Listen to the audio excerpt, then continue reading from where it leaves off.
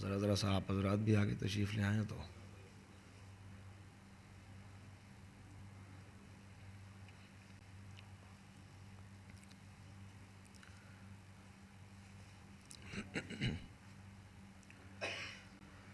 فاتحہ۔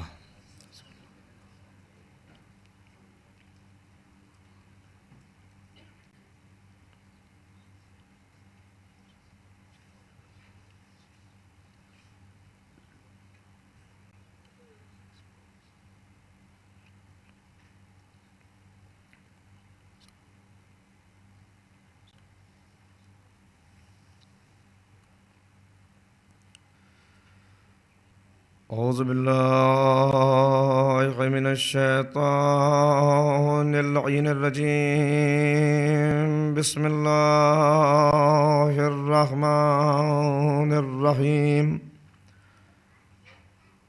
الحمد للہ رب العالمین، والصلاة والسلام علی سید الانبیاء والمرسلین، نبینا و شفیع ذنوبنا و طبیب قلوبنا ابی القاسم محمد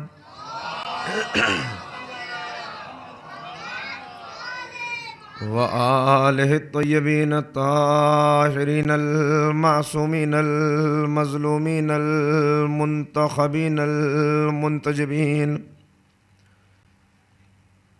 اما بعد فقد قال اللہ تبارک و تعالی فی کتابہ المجید والفرقان الحمید وهو اصدق الصادقین، بسم اللہ الرحمن الرحیم، وَسَيَعْلَمُ الَّذِينَ ظَلَمُوا أَيَّ مُنْقَلَبٍ يَنْقَلِبُونَ۔ صلوات۔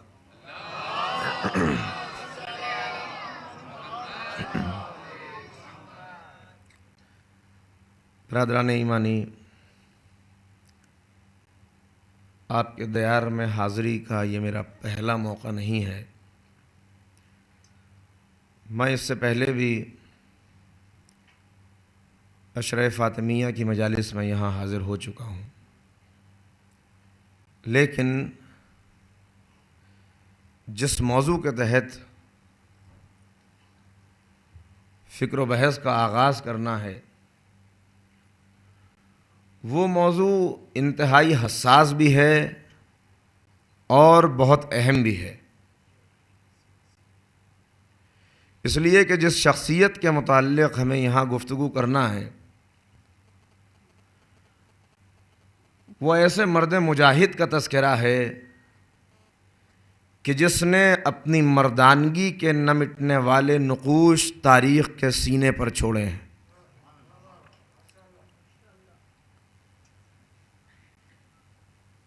شیر پرور اور شیر دل ماں کے دودھ نے اسے فولادی حوصلوں کا مالک بنا دیا، اور مولائے متقیان حضرت علی ابن ابی طالب علیہ السلام کے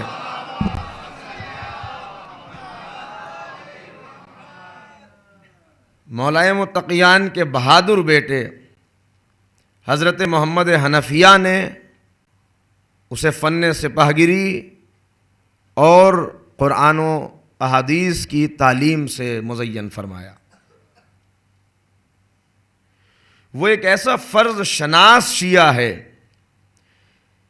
کہ جس کی راتیں مصلے کے اوپر بسر ہوتی تھیں اور دن میں روزہ رکھ کے وہ اسلحوں کے اوپر دھار لگاتا تھا تاکہ قاتلان سید الشہداء سے انتقام لے سکے۔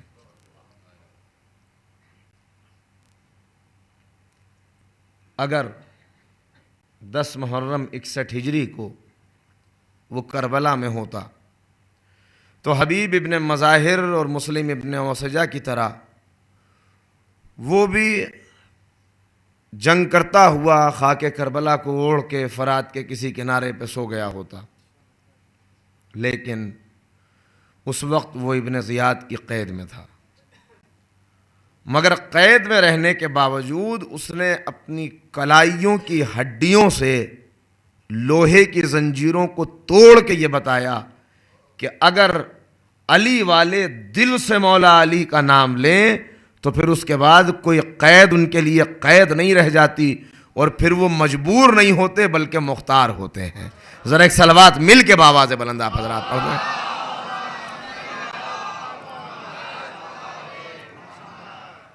عزیزان گرامی، آپ کی خدمت میں یہ عرض کروں کہ اس موضوع کا انتخاب ظاہر ہے کہ اراکین انجمن نے اگر کیا ہے تو کچھ سوچ کر کیا ہوگا، لیکن کسی موضوع پہ جب اظہار خیال ہم کرتے ہیں تو پہلی بات یہ ہوتی ہے کہ اس موضوع کے کچھ مقاصد ہوتے ہیں۔ بعض مقاصد وہ ہوتے ہیں جو خطیب کے ذہن میں ہوتے ہیں، اور بعض مقاصد وہ ہوتے ہیں جو سامعین اپنے ذہن میں لے کے آتے ہیں۔ اگر بغیر مقاصد کے کسی گفتگو کو سنا جائے تو اس گفتگو کا کوئی فائدہ نہیں ہوتا، لہذا پہلی منزل میں یہ چاہ رہا ہوں کہ آپ کو ان مقاصد سے میں آگاہ کرا دوں جو مقاصد میرے ذہن میں اس گفتگو کے ہیں۔ اور آج چونکہ یہ پہلی تقریر ہے اور صرف تعارف مجھے کرانا ہے، تعارفی تقریر ہے، اس کے بعد کی جو تقاریر ہیں اس میں تفصیلی حالات آئیں گے، مگر ایک بات اور عرض کر دینا چاہتا ہوں آغاز ہی میں کہ جتنی بھی باتیں بلکہ جو بھی جملہ میں یہاں سے ادا کروں گا، یہ ممبر بڑی ذمہ داری کی جگہ ہے، اور میں نے عرض کیا کہ یہ گفتگو انتہائی حساس گفتگو ہے، لہذا ہر جملے کے پیچھے کوئی نہ کوئی حوالہ موجود ہے، کوئی نہ کوئی سند موجود ہے، لیکن یہاں سے اگر میں ہر حوالے اور ہر سند کو دینے لگوں تو اس کا نتیجہ یہ ہوگا کہ ایک تو گفتگو میں ایک خلل پیدا ہوگا، درمیان میں ٹوٹ جائے گی گفتگو، اور دوسری بات یہ ہوگی کہ وقت ہمارے پاس کم ہے۔ یہ 10 مجالس کا جو انعقاد کیا گیا ہے، ان 10 مجالس میں مجھے اس گفتگو کو مکمل بھی کرنا ہے، یہ اس موضوع کے لیے یہ 10 مجالس کم ہیں، لہٰذا وہ حوالے میں یہاں سے نہیں دوں گا، جو اہم حوالے ہیں وہ ضرور گفتگو کے دوران آ جائیں گے۔ اگر کسی بھی چیز کے متعلق آپ کو یہ محسوس ہوتا ہے کہ یہ چیز کہاں سے پڑھی گئی تو میں یہیں پہ موجود ہوں، 10 دن میرا یہاں پہ قیام ہے، یہاں سے اگر میں چلا بھی جاؤں تو اب یہ دنیا ایک گلوبل ولیج بن چکی ہے، رابطہ کرنا کوئی مشکل نہیں ہے، آپ ای میل کے اوپر، فون کے اوپر رابطہ کر سکتے ہیں، خط و کتابت کر سکتے ہیں۔ میں ہمیشہ ہر سوال کا جواب دینے کے لیے جو اس موضوع سے متعلق ہے حاضر ہوں، بلکہ استقبال کروں گا ہر اس سوال کا کہ جو اس موضوع سے متعلق آپ کریں گے، مگر یہاں سے یہ توقع نہ کریں کہ سارے حوالات جات دیے جا سکیں گے، اس لیے کہ وقت بھی کم ہے اور تسلسل کو ٹوٹنے بھی نہیں دینا۔ اب متوجہ ہیں آپ حضرات، تو ایک بآواز بلند صلوات پڑھ دیجیے، آغاز گفتگو۔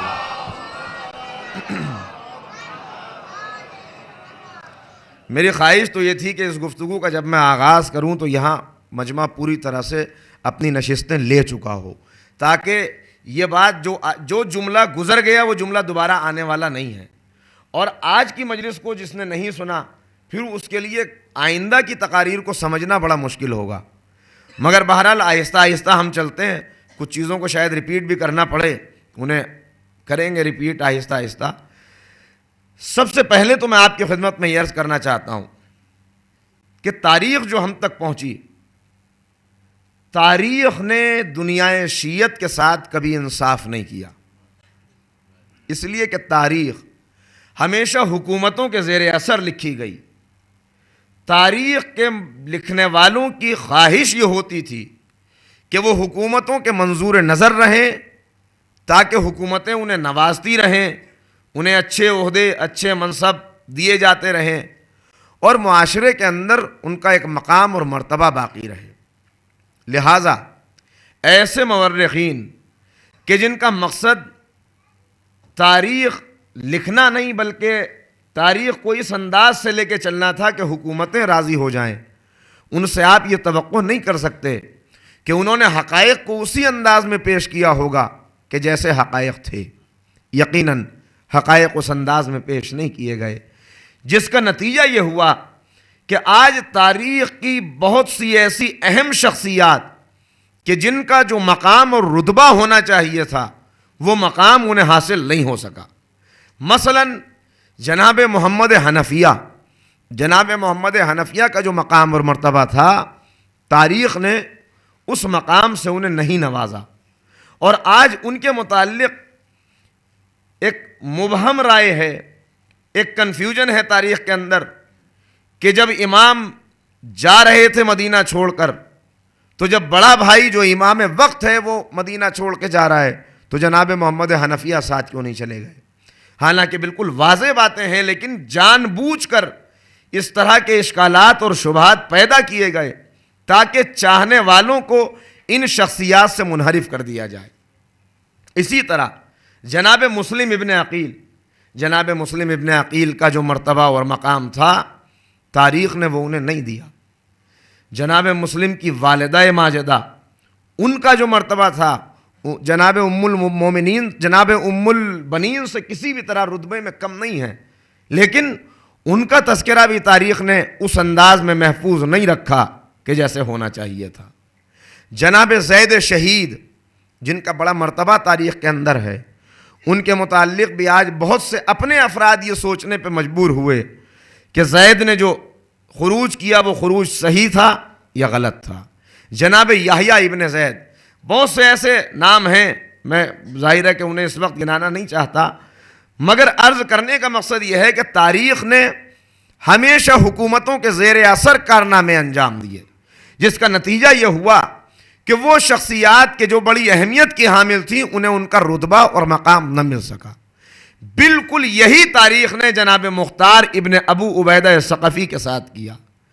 شہید باپ کا وہ بہادر اور جانباز بیٹا کہ جس کی گھٹی کے اندر محبت اہل بیت پڑی ہوئی تھی، اور جس نے اپنی زندگی کے آغاز سے لے کر، حالانکہ بہت زیادہ حالات نہیں ملتے، میں نے عرض کیا کہ تاریخ کی یہ ستم ظریف ہی ہے، لیکن جتنے حالات سامنے ہیں، ہونا تو یہ چاہیے تھا کہ آج تاریخ شیعت میں ایک آئیڈیل کے طور پر، ایک علامت کے طور پر جناب مختار کا نام لیا جاتا، لیکن تاریخ نے اس کردار کو اتنا مظلوم بنا دیا کہ ایسی بھیانک تصویر بنا کے دنیا کے سامنے پیش کی کہ آج اپنے بھی یہ کہنے پہ مجبور ہو گئے کہ اس کا قدم صحیح نہیں تھا، اس نے جو خونریزی کی وہ خونریزی ٹھیک نہیں تھی۔ ظاہر ہے کہ دلائل کے ذریعے سے، سندوں کے ذریعے سے ہم ان باتوں کی رد بھی کریں گے، اور وہ باتیں بھی آئیں گی کہ جن سے تاریخ کی گرد کو ہم صاف کر کے اس چہرے کو دنیا کے سامنے پوری طرح لانے کی کوشش کریں گے۔ مگر آغاز ہی میں یہ بات آپ کی خدمت میں عرض کر دینا چاہتا ہوں کہ یہ تذکرہ ان تذکروں کی طرح نہیں ہے، اور یہ مجلسیں ان مجلسوں کی طرح نہیں ہے کہ جن کے اندر بہت زیادہ خطابت ہوتی ہے، بہت زیادہ نکتے ہوتے ہیں، کہ جس کے اوپر اب آج ایک جملہ چل گیا ہے نا کہ مجلس چل نہیں رہی ہے۔ تو تاریخ چونکہ ڈرائی ہوتی ہے، تاریخ کے اندر بہت زیادہ نکات نہیں ہوتے، لہذا آپ حضرات اگر صرف توجہ سے سنیں گے، اور اگر کہیں کہیں آپ کو یہ محسوس ہو کہ یہ بات محنت سے نکالی گئی ہے تاریخ سے، تو بس میں اتنا آپ سے متقاضی ہوں کہ بلند صلوات پڑھ دیجئے گا تاکہ مجھے یہ احساس رہے۔ ایک صلوات بات سے نواز دیں آپ۔ ذرا سا اور درمیان کا فاصلہ کم کر دیں، ماحول بن جائے تو میں آغاز گفتگو کروں۔ ذرا سا اور آگے تشریف لے آئیے، تھوڑا سا اور آگے تشریف لے آئیں، صلوات پڑھیں محمد علیہ۔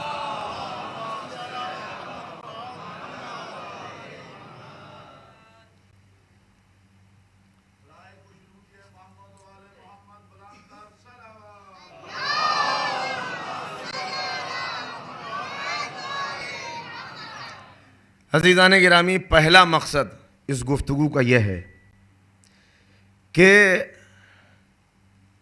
ہم نے بچپن سے جو مختار نامے سنے ہیں، جنہیں کتابی شکل دے دی گئی ہے، اور کسی قصہ گو نے ان مختار ناموں کو ترتیب دیا جس کے اندر بہت سی غیر حقیقی اور وضع کی ہوئی روایات اور واقعات آ گئے، جس کا نتیجہ یہ ہوا کہ جو حقیقی واقعہ تھا وہ بھی ابہام کا شکار ہو گیا۔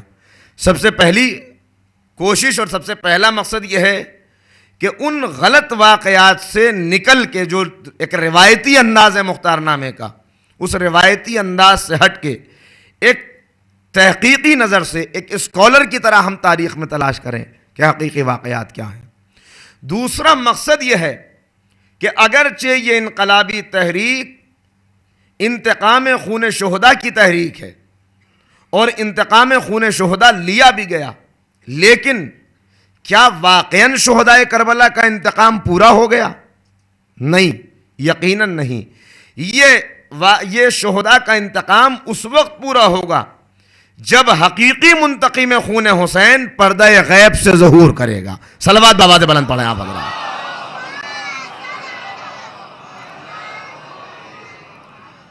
اور ہم میں سے ہر جوان، ضعیف، بچے، نونہال کی یہ تمنا ہے کہ جب ہمارا امام آئے تو امام جب انتقام خون شہداء لیں تو امام کے اعوان و انصار میں ہمارا بھی شمار ہو۔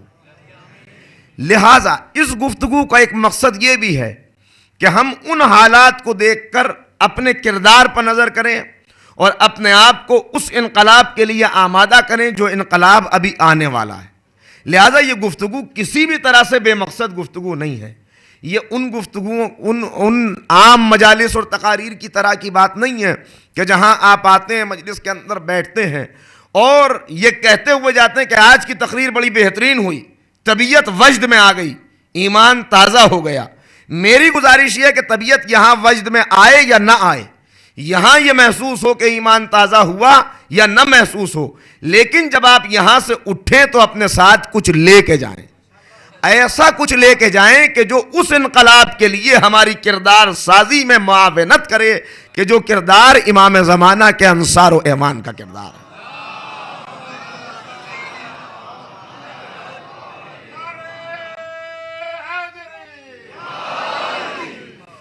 تیسری اہم بات جو اس سلسلے کی ہے وہ یہ کہ جب میں تاریخ کو پڑھوں گا آپ کو یہ محسوس ہوگا تاریخ واقعے کی طرح نہیں ہے کہ واقعہ ہم نے سن لیا اور سننے کے بعد اٹھ کے چلے گئے، بلکہ تاریخ اپنے آپ کو دہراتی ہے۔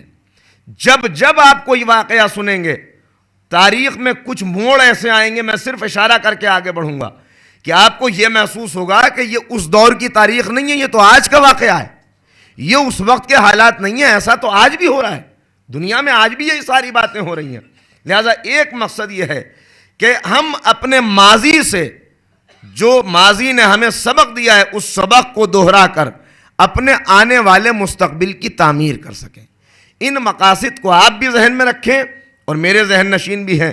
اس کے بعد یہ گفتگو ہوگی تو یہ گفتگو انشاءاللہ معنی خیز بھی ہوگی اور نتیجہ خیز بھی ہوگی۔ ایک اور بھرپور صلوات آپ پڑھ دیں تو باقاعدہ۔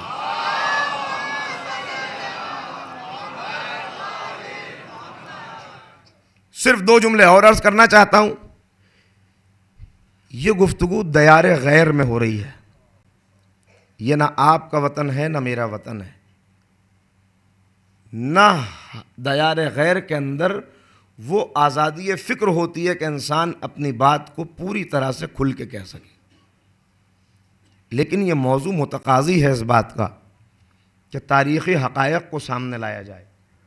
لہٰذا بہت سی چیزیں ایسی ہوں گی کہ جنہیں آپ کو سمجھنے کے لیے میرے ساتھ محنت کرنا ہوگی، اس لیے کہ میں وہ باتیں کھل کے اس منبر سے عرض نہیں کر سکتا۔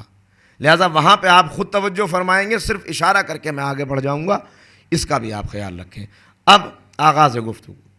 عزیزان محترم، تاریخ نے جو الزامات جناب مختار کی شخصیت پر لگائے، ان الزامات کی فہرست بڑی طویل ہے، لیکن جیسا کہ میں نے آپ کی خدمت میں عرض کیا کہ کوئی بھی انسان جو حکومت کے خلاف ہوتا ہے، حکومت اسے برداشت نہیں کرتی، نتیجہ کیا ہوتا ہے؟ وہ ہمیشہ حکومت کے طعن و طنز کا اور دشنام کا نشانہ بنا رہتا ہے۔ حکومت کی ہمیشہ یہ کوشش ہوتی ہے کہ اس کی کردار کشی کی جائے تاکہ آنے والی نسلیں اسے کسی ہیرو کی شکل میں نہ دیکھ سکیں، کسی رہبر اور قائد کی شکل میں تلاش نہ کر سکیں، بلکہ جب بھی اس کا ذکر ہو تو تاریخ کے ایسے حقائق سامنے آئیں، حالانکہ وہ حقائق نہیں ہیں، وہ وضع کی ہوئی باتیں ہیں، کہ جس کے بعد کوئی آئندہ اس طرح کے اقدام کی کوشش بھی نہ کر سکے۔ لہٰذا بالکل وہی طریقہ صرف ایک حکومت نہیں بلکہ 2 حکومتیں ہیں جن کے غضب کا نشانہ جناب مختار کی شخصیت رہی۔ ایک عبداللہ ابن زبیر کی حکومت اور دوسری وہ حکومت کہ جسے آپ کو صرف سمجھ کے چلنا ہے میرے ساتھ، قرآن نے ایک شجرے کو شجرہ طیبہ کہا ہے اور دوسرے شجرے کو شجرہ ملعونہ کہا ہے. میں جب شجرہ ملعونہ کہوں تو آپ کو سمجھ لینا چاہیے کہ میں کس حکومت کی بات کر رہا ہوں. ایک صلوات پڑھ دیں محمد و آل محمد.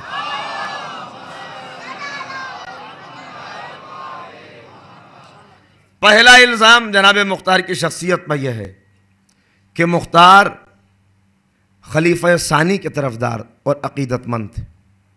الزام ہے کہ مختار امام زین العابدین کو امام وقت تسلیم نہیں کرتے تھے بلکہ جناب محمد حنفیہ کو امام مانتے تھے.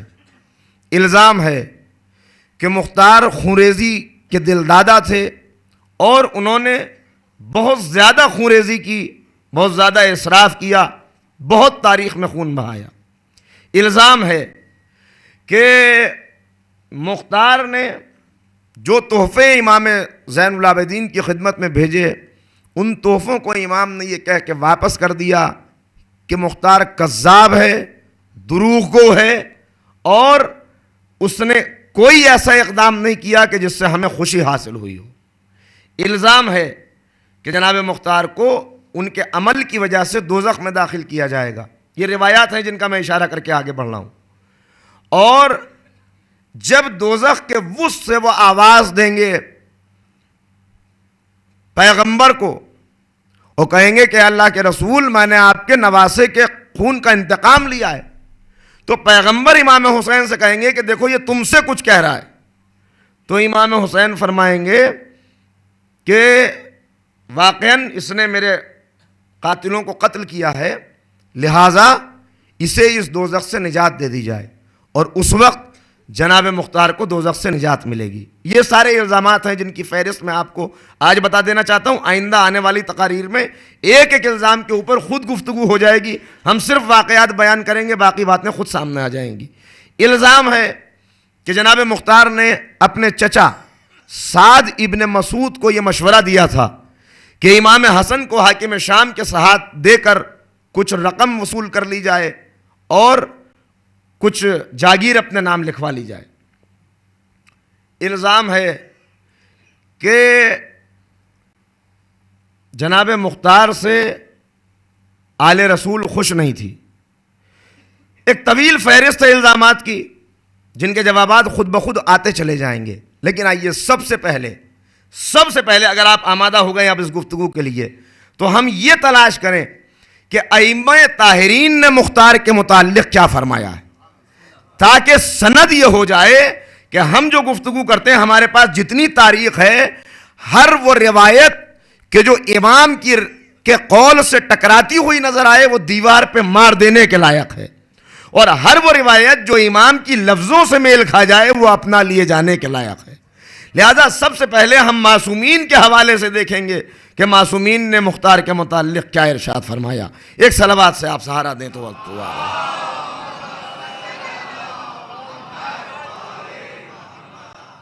سن 1 ہجری میں پیغمبر کی ہجرت کے بعد جو پہلا بچہ مسلمان بچہ پیدا ہوا اس کا نام مختار ابن ابو عبیدہ ثقفی. مختار کے والد ابو عبیدہ اس بچے کو لے کے پیغمبر کی خدمت میں آئے کہ اللہ کے رسول میرے گھر بیٹے کی ولادت ہوئی ہے، میں چاہتا ہوں کہ یہ آپ اسے دعا دیں کہ اس کا مستقبل تابناک رہے. پیغمبر مسکرائے اور مسکرا کے کہا کہ ابو عبیدہ تیرا یہ بیٹا بڑا ہو کے بہت بہادر بنے گا، تیرا یہ بیٹا بڑا ہو کے بہت جری اور بہادر ہوگا. یہ ایک موقع تھا. دوسرے موقع پہ جو ارشاد فرمایا وہ بھی میں یہیں پہ بتا دیتا ہوں. اور ارشاد فرمایا کہ یہ میرے حسین کے قاتلوں کو قتل کرے گا. کون فرما رہا ہے؟ رسول اعظم. یہ میرے حسین کے قاتلوں کو قتل کرے گا.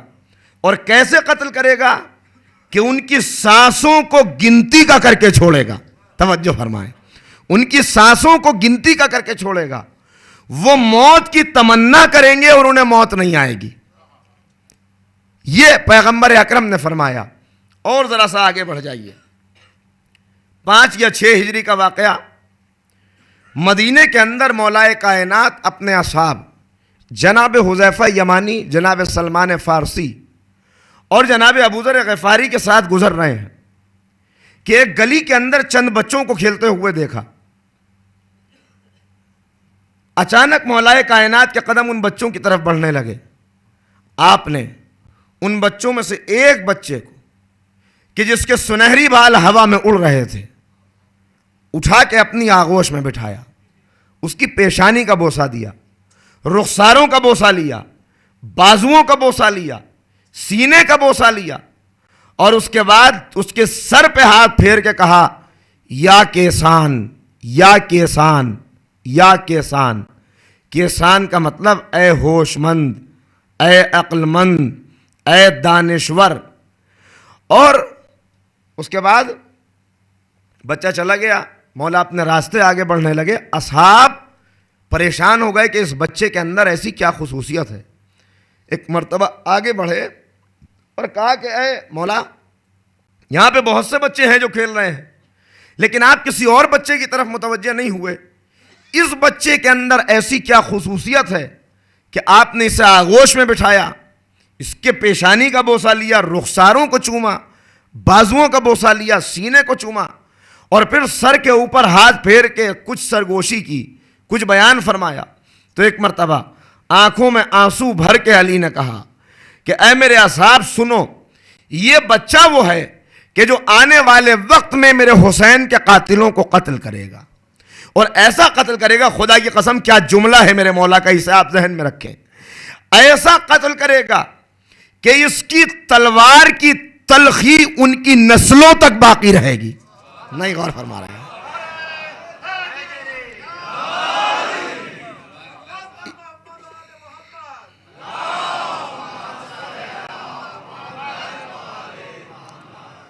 اس کی تلوار کی تلخی ان کی نسلوں تک باقی رہے گی۔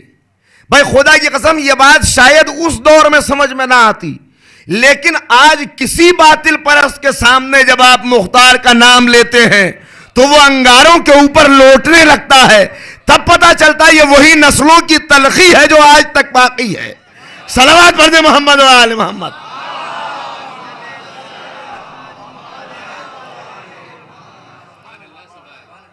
اور ذرا سا آگے بڑھ جائیے، میدان کربلا 10 محرم صبح عاشور، امام عالی مقام اپنے ناقے کے اوپر سوار ہو کے فوج اشقیاء سے خطاب کر رہے ہیں۔ اس سے پہلے بھی امام میدان کربلا میں تشریف لائے، مگر گھوڑے کے اوپر سوار ہو کے۔ یہ پہلا موقع ہے یا غالباً دوسرا موقع کہ جب امام ناقے کے اوپر سوار ہو کے آئے ہیں۔ کیوں؟ اس لیے کہ عرب کے اندر گھوڑا جنگ کی علامت ہے، ناقہ امن کی علامت ہے۔ ناقے کے اوپر بیٹھ کے امام نے گفتگو کرنا شروع کی اور ایک مرتبہ آواز دے کے کہا اب بھی میرے قتل سے باز آ جاؤ، میرے خون کو نہ بہاؤ۔ اتمام حجت کر رہے ہیں امام، دیکھو اگر تم اب بھی اپنے عمل سے باز آ جاؤ اور توبہ کر لو تو میں حسین تم سے وعدہ کرتا ہوں کہ میں اپنے نانا سے تمہارے لیے سفارش کروں گا کہ وہ تمہاری شفاعت کریں۔ جب یہ جملے سنے تو میدان کربلا کے اندر جو لعین جمع تھے ان میں سے کسی نے آواز دے کے کہا کہ حسین ہمیں آپ کے نانا کی شفاعت کی ضرورت نہیں ہے، ہمیں یزید کی خوشنودی کی ضرورت ہے۔ جب یہ جملہ سنا تو ایک مرتبہ امام نے پلٹ کے کہا، امام نے ہاتھوں کو بلند کیا اور ہاتھوں کو بلند کر کے کہا اے پالنے والے، ان ظالموں کے اوپر قبیلہ بنی ثقیف سے ایک لڑکے کو مسلط کر دے، ایک مرد کو مسلط کر دے جو ایسا ان سے انتقام لے کہ ہر ضرب کے بدلے میں ایک ضرب لگائے، ہر زخم کے بدلے میں ایک زخم دے اور ہر قتل کے بدلے میں ایک قتل کرے۔ یہ لفظ ہیں جو موجود ہیں۔ اور ذرا سا آگے بڑھ جائیے، میں میدان کربلا میں آ گیا تو یہیں پر رکنا چاہتا ہوں۔ شہزادی زینب 10 محرم عصر عاشور کے بعد کا وقت، شہادت امام حسین کے بعد، خیمے جل رہے ہیں، چادریں لٹ رہی ہیں کہ ایسے میں ایک ظالم نے جب شہزادی کی چادر کو چھینا تو شہزادی نے ہاتھوں کو بلند کر کے کہا پالنے والے اس ظالم کے اوپر اس مرد ثقیف کو مسلط کر دے کہ جو اسی دنیا کے اندر اسے آگ اور لوہے کے عذاب کا مزہ چکھائے، آگ اور لوہے کے عذاب کا مزہ چکھائے۔ اور ذرا سا آگے بڑھ جائیے، امام زین العابدین علیہ الصلاۃ والسلام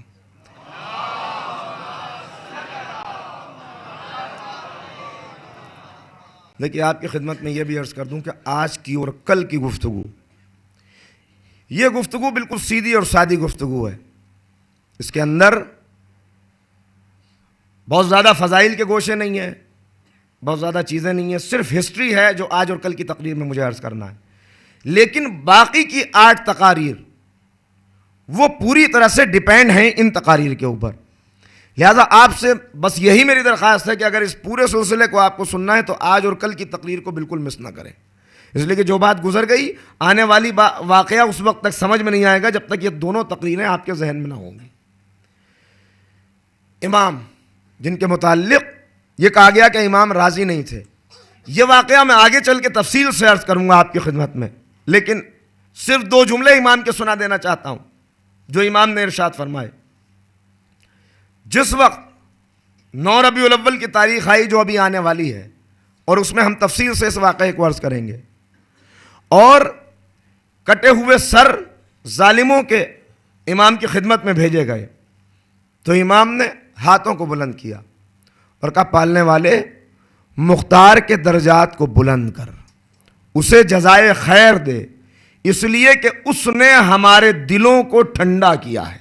بھائی توجہ فرمائیں، ایک مومن کے دل کو اگر کوئی ٹھنڈا کرے تو اس کا کتنا اجر و ثواب ہے تاریخ کے اندر، یہ آپ ملاحظہ کر لیں۔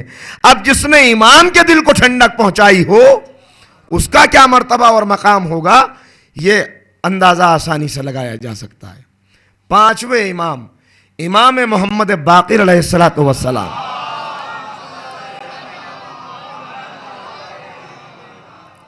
امام بزم اصحاب میں بیٹھے ہوئے ہیں اور انتظار کر رہے ہیں حجام کا کہ حجام آئے تو بالوں کو درست کرے، کہ اتنے میں امام نے دیکھا کہ ایک بوڑھا انسان عصا کا سہارا لیے ہوئے چلا آ رہا ہے۔ وہ قریب آیا اور اس نے چاہا کہ فرزند رسول کے ہاتھ کا بوسہ لے لے۔ امام نے اپنا ہاتھ کھینچ لیا، بوسہ نہیں لینے دیا، بوسہ نہیں لینے دیا امام نے۔ وہ قریب آیا، وہ آنے کے بعد اس نے کہا فرزند رسول میں آپ سے گفتگو کرنا چاہتا ہوں۔ کہا کہ تم کون ہو، اپنا تعارف کراؤ۔ کہا حضور میں کوفے سے آیا ہوں اور میں حاکم ابن مختار ہوں، مختار کا فرزند، مختار کا بیٹا حاکم۔ امام نے سنا کہ مختار کا بیٹا، تو یہ تو ہاتھ کا بوسہ نہیں لینے دیا تھا، یا امام اپنے مقام سے کھڑے ہو گئے، اس کے قریب آئے، اسے اس انداز سے اپنے گلے سے لگایا کہ سامعین کو یہ محسوس ہونے لگا، حاضرین یہ سمجھنے لگے کہ امام اسے اپنے سینے میں سما لینا چاہتے ہیں۔ اس کے بعد اپنے برابر مسند پہ اسے بٹھایا۔ جب بٹھا لیا تو اس نے کہا مولا میں آپ سے ایک بات پوچھنا چاہتا ہوں۔ دیکھیے تاریخ نے کتنے پردے ڈالے مختار کی شخصیت کے اوپر کہ آج بیٹا بھی باپ کی حقیقی منزلت سے واقف نہیں ہے۔ بیٹا باپ کے متعلق وقت کے امام سے سوال کر رہا ہے، مولا مجھے اتنا بتائیے کہ جب میں کوفے کے بازاروں سے گزرتا ہوں تو لوگ مجھے دیکھ کر میرے اوپر طنز کرتے ہیں اور یہ کہتے ہیں کہ یہ کذاب کا بیٹا جا رہا ہے، یہ جھوٹے انسان کا بیٹا جا رہا ہے۔ امام نے یہ سنا، ایک مرتبہ جمال کے رخ پر جلال آیا، امام کے چہرے پہ آثار غیظ و غضب نمودار ہوئے، اور امام نے کہا کون ہے جو تیرے والد کے متعلق ایسے نازیبہ کلمات کہتا ہے؟ سن، میں نے اپنے والد سے سنا ہے۔ دیکھیں امام اپنی طرف سے بھی حدیث بتا سکتے تھے، لیکن بات کے اندر اور زور پیدا ہو جائے اور وقت کے امام کے حوالے سے، چونکہ اس دور میں خروج کیا ہے، وقت کے امام کے حوالے سے گفتگو ہو، لہذا امام نے کہا کہ سن، میں نے اپنے والد سے سنا ہے کہ مختار کے متعلق میرے بابا کہا کرتے تھے کہ مختار نے ہم آل محمد کے اوپر احسان کیا ہے، ہم آل محمد کا محسن ہے مختار۔ کہا مولا ایسا فرماتے تھے؟ کہا ہاں سن، میری جو شادی ہوئی، اب اپنے متعلق فرماتے ہیں، میری جو شادی ہوئی تو میرے عقد کا مہر اس رقم سے ادا کیا گیا جو تیرے باپ نے میرے والد ماجد کو تحفے میں بھیجی تھی. اور اس کے بعد بیان فرمایا کہ سن، مختار نے جو دولت بھیجی اس کے بعد ہم اہل بیت کے گھروں میں فاقے ٹوٹے، ہمارے یہاں چولہا روشن ہوا، ہمارے مکانوں کی مرمت ہوئی، ہمارے بیماروں کا علاج ہوا، اور جو ہمارے خاندان کی جوان لڑکیاں تھیں ان کی شادی کی رسم ادا کی گئی، سوگ کو بڑھایا گیا. یہ ساری باتیں امام نے ارشاد فرمائی. ذرا سا اور آگے بڑھ جائیے، بس اس کے بعد گفتگو کا آغاز ہوگا. پہلے میں یہ صرف ابھی حوالے ہیں جو میں آپ کو بتا رہا ہوں، اس کے بعد تفصیلی باتیں انشاءاللہ آگے آئیں گی. امام جعفر صادق علیہ الصلوۃ والسلام،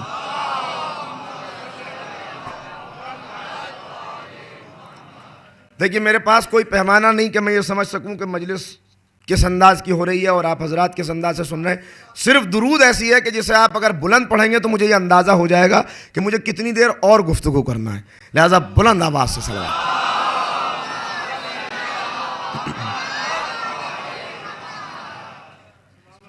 چھٹے امام، امام صادق علیہ الصلوۃ والسلام، امام کی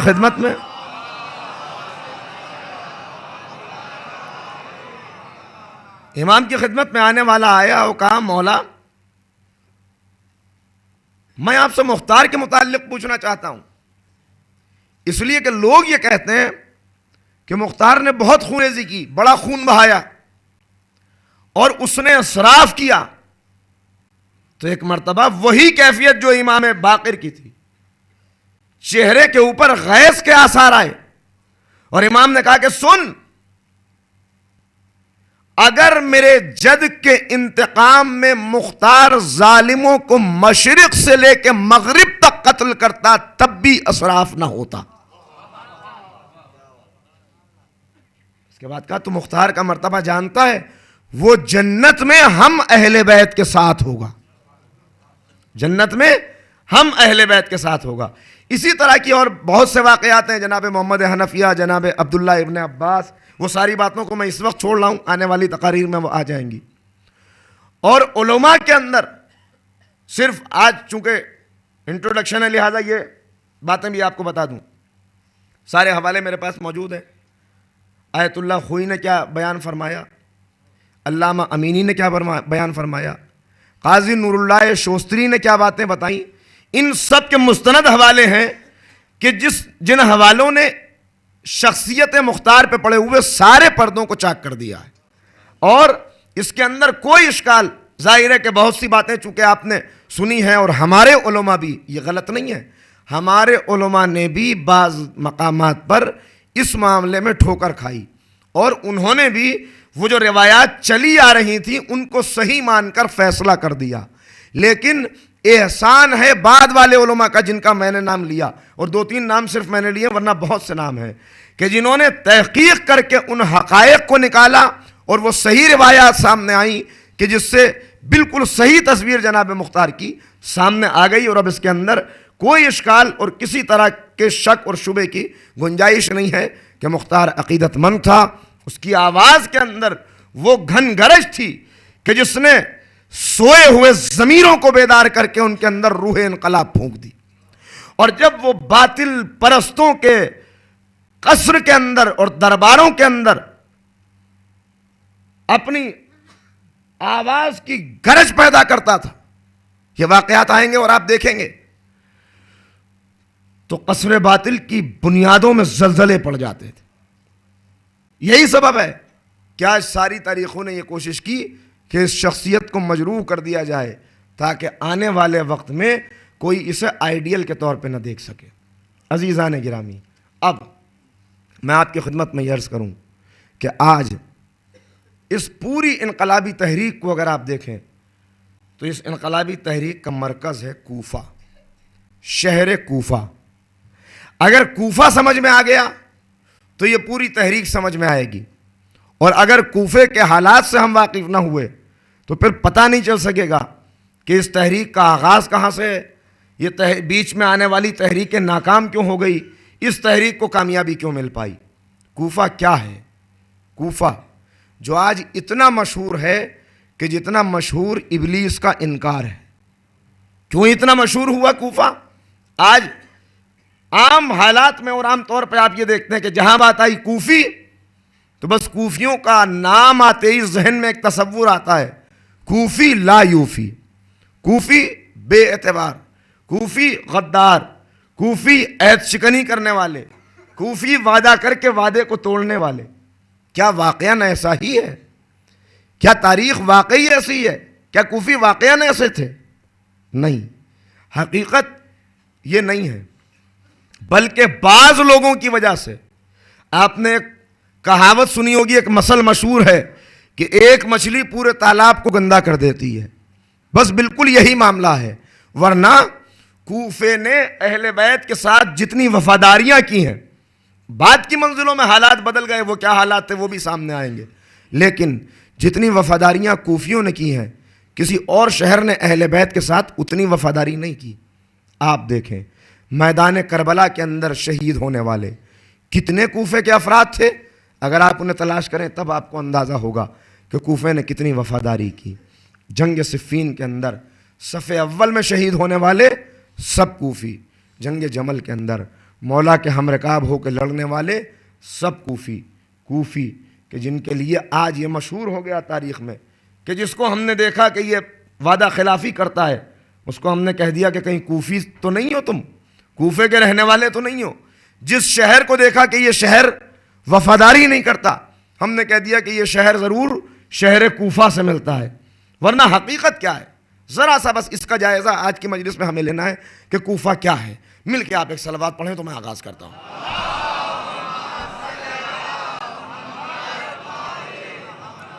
گھڑی کی سوئیاں اتنی تیزی سے آگے بڑھ رہی ہیں کہ میں پریشان ہوں کہ کیسے اس گفتگو کو مکمل کیا جائے گا۔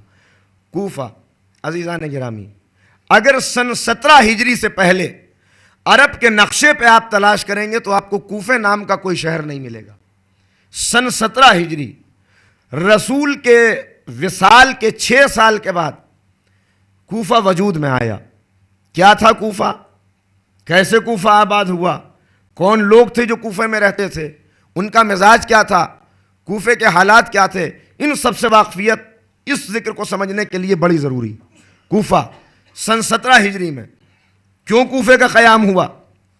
خلیفہ ثانی کے حکم سے۔ اس لیے کہ خلیفہ ثانی نے جب اسلامی مملکت اور حدود اسلامی کو بڑھانے کے لیے ایران کے اوپر حملہ کیا تو ایران کے اوپر حملہ کرنے کے بعد اب ایران فتح تو ہو گیا۔ کیسے فتح ہوا ایران؟ آج بڑے واقعات اور بڑی باتیں ہیں، اس سب کو چھوڑ دیجئے کہ یہ منشائے رسالت تھا کہ نہیں تھا، ملوکیت اسلام میں ہے یا نہیں ہے، یہ ساری باتیں آپ کو کتابیں پڑھنے سے معلوم ہو جائے گی۔ لیکن حدود اسلامی کو بڑھانے کے لیے دو اس وقت کی سپر پاور تھیں، ایک رومن امپائر اور دوسرے ایران، کہ جن کے اوپر حملہ کیا گیا تاکہ مملکت اسلامی بڑھائی جا سکے۔ اعلان کیا گیا کہ ایران کے اوپر حملہ کیا جائے گا اور ایران کو فتح کیا جائے گا، فوجیں روانہ ہوں گی۔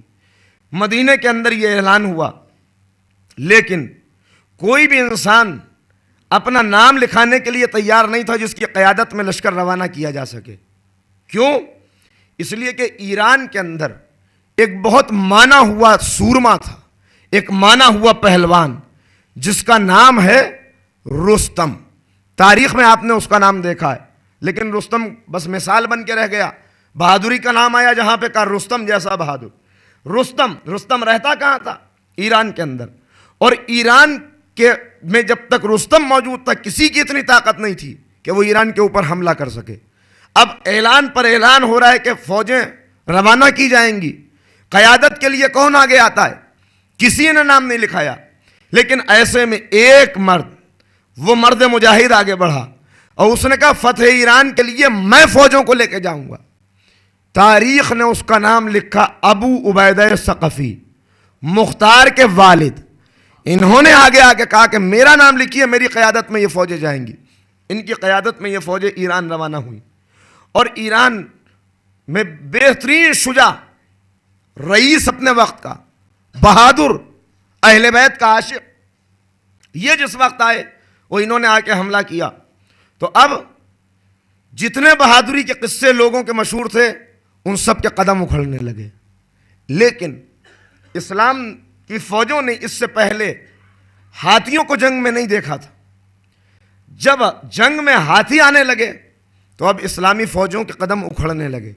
ایسے میں یہ سپہ سالار اپنے گھوڑے سے اترا اور اس نے ہاتھیوں کے اوپر حملہ کر دیا، کئی ہاتھیوں کے پیروں کو کاٹ ڈالا، اور آخر میں ایک ہاتھی کے پیر کے نیچے کچل کے جناب ابو عبیدہ ثقفی کی شہادت ہو گئی۔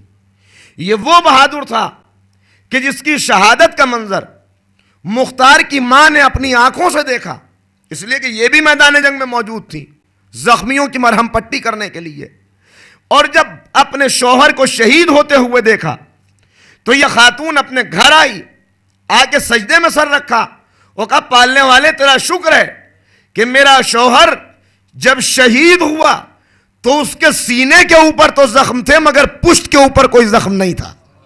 صلوات پڑھے محمد و آل محمد۔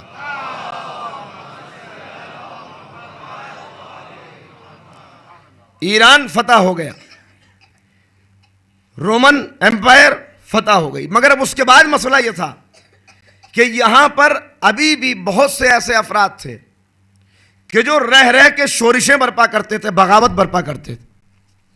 اب خبریں آ رہی ہیں کہ روم کے اندر بغاوت ہوئی، ایران کے اندر بغاوت ہوئی۔ ایسے میں مدینے سے فاصلہ اتنا ہے کہ اگر مدینے سے فوجیں روانہ ہوں تو فوجوں کے وہاں تک پہنچنے تک یہ حالات ہوں کہ وہاں کے حاکم کو قتل کر کے باغی غالب آ جائیں۔ لہذا اب ضرورت یہ محسوس ہوئی کہ کوئی ایسی جگہ ہو کہ جہاں سے فوجوں کی نقل و حرکت آسان ہو، فوجیں تیزی سے آگے بڑھ سکیں۔ اس جگہ کے لیے انتخاب ہوا نہر فرات کے ایک کنارے کا، جہاں پر جنگل تھا، صحرا تھا، سنگلاخ وادیاں تھیں۔ یہاں پر 1,00,000 فوجیوں کو عارضی کیمپوں کے اندر، ٹینٹ تھے کپڑے کے جو لگائے گئے، اور انہیں حکم دیا گیا کہ آپ مستقل طور پر یہاں رہیں گے۔ ان 1,00,000 فوجیوں میں زیادہ تر عربی النسل تھے، مختلف قبیلوں کے لوگ، یہ یہاں پہ آ کے آباد ہو گئے۔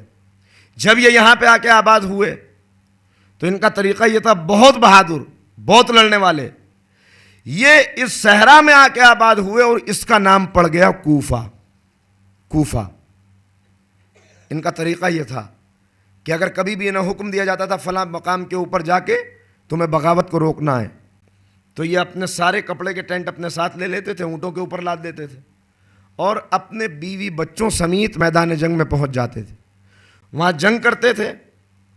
بہت بہادر لوگ، روح جہاد ان کے اندر پوری طرح بیدار، اور جب وہاں سے واپس آتے تھے تو پھر اپنے کیمپ لگا لیتے تھے۔ اس کے بعد بغاوتیں دب گئیں، مگر یہ محسوس کیا گیا کہ یہ جگہ بہت اچھی ہے، یہ ایک دم سینٹرل پلیس ہے، یہاں سے کہیں پر بھی فوجوں کی نقل و حرکت آسان ہے، لہذا یہاں مستقل طور پر فوجی کیمپ کا قیام کیا جائے۔ اس کے بعد ایک موقع ایسا آیا کہ آگ لگ گئی، آگ لگنے کی وجہ سے سارے خیمے جل گئے۔ تب یہاں پر لکڑی کے بانسوں سے کچھ ٹیمپریری اسٹرکچر بنائے گئے رہنے کے لیے، اور آہستہ آہستہ وہ وقت آیا کہ کوفے کے اندر باقاعدہ طور پر پکے مکانات کی تعمیر ہوئی۔ 1,00,000 فوجی ہیں جو یہاں پہ رہتے ہیں۔ یہ ذرا سی گفتگو تھوڑی سی میں نے آپ کی خدمت میں عرض کیا کہ ڈرائی گفتگو ہے، لیکن یہ بڑی اہم ہے آگے کی تقاریر کے لیے۔ ایک مرتبہ آپ صلوات پڑھیں تو میں عرض کرتا ہوں اس کا۔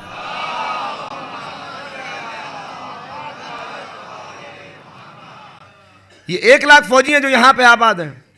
اس کے بعد یہاں پر فروس آنا شروع ہوئے، فروس یعنی فارسی بولنے والے، انہوں نے آ کے یہاں پہ نقل و حرکت کی، وہ یہاں پہ آ کے رہنے لگے۔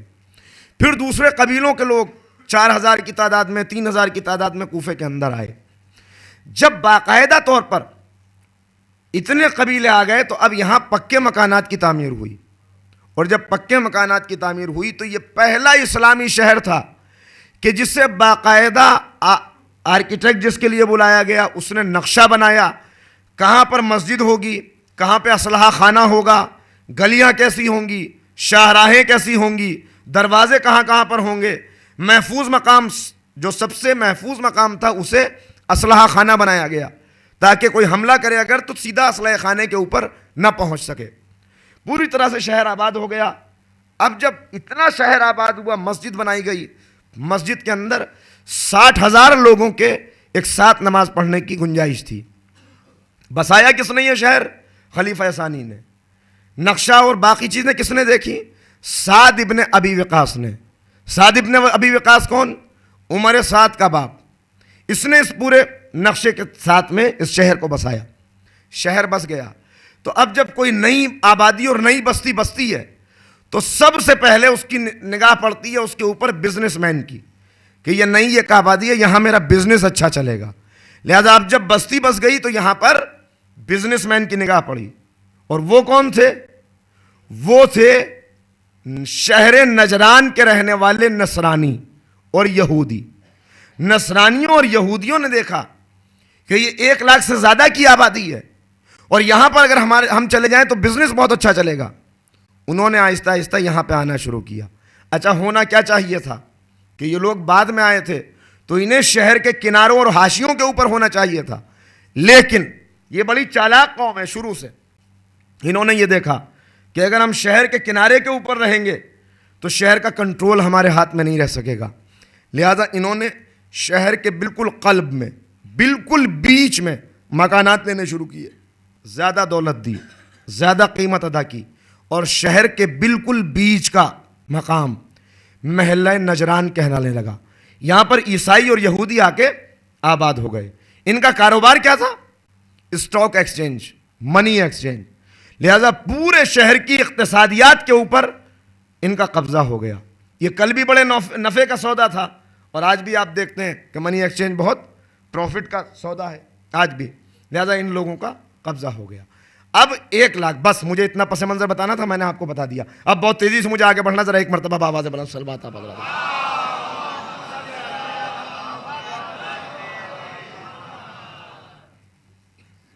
اب جب یہ بستی بس گئی تو آپ فوجیوں کی ایک مزاج ہے، سپاہیوں کا ایک مزاج ہوتا ہے، اس سے آپ اچھی طرح واقف ہوں گے.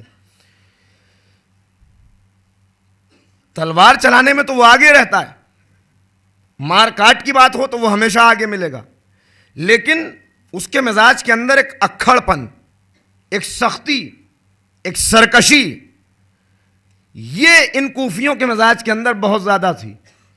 یہ کسی حاکم کو قبول نہیں کرتے تھے. یہ روز چاہتے تھے کہ ہمارا حاکم بدل دیا جائے.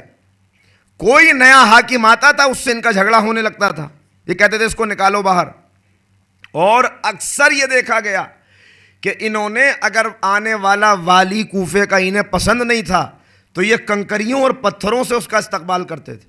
پتھر مارتے تھے اس کے، جاؤ یہاں سے واپس، ہم تمہیں آنے نہیں دیں گے. ان کا یہ اکھڑپن، ان کی یہ سرکشی، یہ تاریخ میں جگہ جگہ آپ کو نظر آئے گی.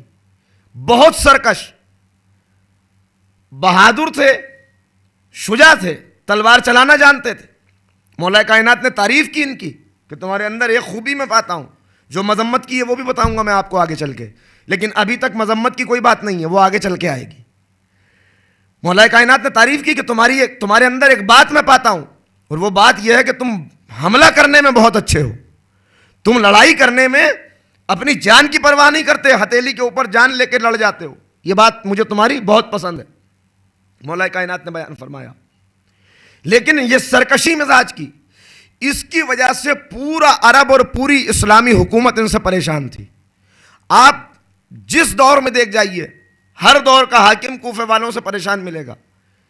روز نئی تحریک، روز نیا مطالبہ، روز حاکم سے جھگڑا، یہ ان کا مزاج اور شعار تھا. لہذا خلیفہ ثانی کو عقبہ نے دیکھا کہ بہت پریشان ہے تو ایک مرتبہ کہا میں آپ کو بڑا پریشان دیکھ رہا ہوں، سبب کیا ہے؟ کہا تمہیں نہیں معلوم، میرے پریشانی کا سبب کوفے والے ہیں، اس لیے کہ ان کی اپنی حاکم سے بنتی نہیں ہے. یہ کوفہ اتنی بڑی طاقت تو ہم نے جمع کر لی، مگر یہ طاقت ہمارے کنٹرول میں کیسے رہے گی؟ خلیفہ ثالث، انہوں نے اپنے ایک نمائندے کو حاکم بنا کے بھیجا. کوفے والوں نے داخل نہیں ہونے دیا، کہا واپس جاؤ، ہم تمہیں قبول نہیں کرتے. اور خلیفہ ثالث کے قتل میں جو لوگ ملوث تھے ان میں بھی زیادہ لوگ کوفے کے آپ کو نظر آئیں گے۔ حاکم شام اپنے وزیر سے مشورہ کر رہا ہے کہ 1,00,000 تلواریں ایک وقت میں تیار ہیں کوفے کے اندر، اگر کوفے کے اوپر ہماری حکومت ہو جائے اور کوفے والوں کو ہم خریدنے میں کامیاب ہو جائیں تو ہمارے پاس بہت بڑی طاقت جمع ہو جائے گی۔ مگر وزیر جواب دیتا ہے کیا تمہیں معلوم نہیں کہ کوفے والے کتنے سرکش ہیں اور کوفے والے کس انداز سے جنگ کرتے ہیں، انہیں سنبھالنا آسان نہیں ہے۔ لہذا انہوں نے اپنے بیٹے یزید کو جب خط لکھا و وصیت کی تو اس میں کہا دیکھو سب سے لڑنا اور سب سے جنگ کرنا، لیکن کوفے والوں سے کبھی کسی طرح کی تردد نہ کرنا۔ اگر وہ کہیں کہ صبح کا حاکم اور ہو شام کا حاکم اور ہو تو صبح اور شام حاکم کو بدل دینا، مگر ان سے جنگ نہ کرنا، اس لیے کہ ایک انسان سے نمٹنا آسان ہے، لیکن اگر 1,00,000 تلواریں ایک ساتھ نیام سے نکل گئیں تو تم ان سے بدلہ نہیں لے سکو گے، ان کا مقابلہ نہیں کر سکو گے۔ لہذا اس بات کا خاص خیال رکھنا کہ کوفے والوں سے کبھی جنگ نہ کرنا۔ یہ وصیت ہے جو انہوں نے اپنے بیٹے کو کی، یعنی خلیفہ ثانی کو کوفے کی فکر، خلیفہ ثالث کو کوفے کی فکر، حاکم شام کو کوفے کی فکر۔ اب وقت یہ آیا کہ مولا کائنات علی ابن ابی طالب علیہ السلام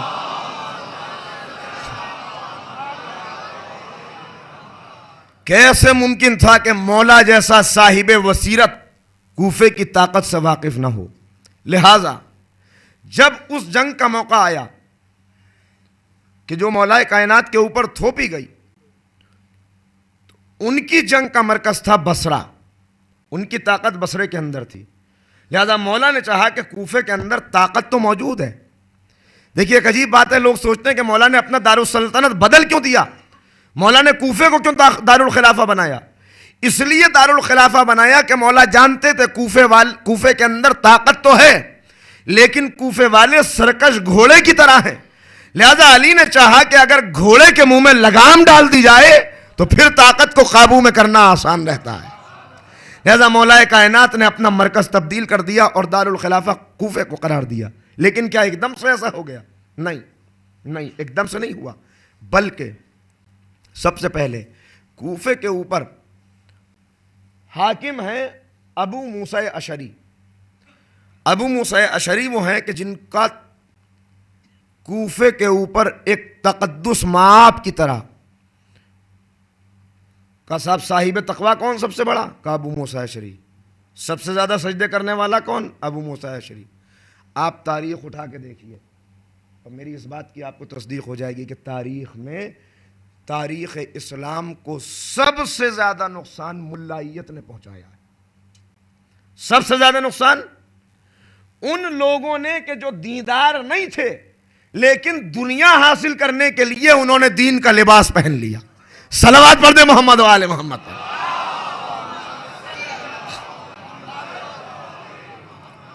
اس کا شکوہ خود امام معصوم نے بھی کیا ہے، اور امام معصوم ہی نے شکوہ نہیں کیا بلکہ پیغمبر اکرم یہ فرماتے ہوئے نظر آتے ہیں کہ میری امت کو ان علماء سے بہت نقصان پہنچے گا کہ جو باعمل علماء نہیں ہیں، جو علماء سو ہیں، جو علماء کا لباس پہن کے آ گئے ہیں لیکن ان کے اندر تقوی، پرہیزگاری اور اس طرح کی کوئی چیز نہیں ہے کہ جس سے یہ محسوس ہو کہ یہ ہماری امت کے علماء ہیں۔ اور حدیث پیغمبر کیا ہے کہ بھیڑوں کے گلے کو ایک بھوکے بھیڑیے سے اتنا نقصان نہیں پہنچ سکتا کہ جتنا میری امت کو علماء نما لوگوں سے پہنچے گا۔ آپ غور فرما رہے ہیں؟ تو ان کے تقدس کی دھاگ تھی جو پورے کوفے کے اوپر جمی ہوئی تھی۔ اب مولا جنگ کے لیے نکلے اور مدینے والوں نے صرف 2000 سپاہی دیے ہیں۔ مولا کائنات چاہتے ہیں کہ کوفے سے فوج آئے، کوفے سے حمایت حاصل ہو، لہذا مولا نے سب سے پہلے بھیجا جناب محمد ابن ابی بکر کو، تم جاؤ اور جانے کے بعد کوفے سے طاقت جمع کرو۔ محمد ابن ابی بکر آئے۔ گفتگو طولانی تو نہیں ہو رہی، اگر آپ تھک گئے ہوں تو آج کی منزل میں روک دیا جائے۔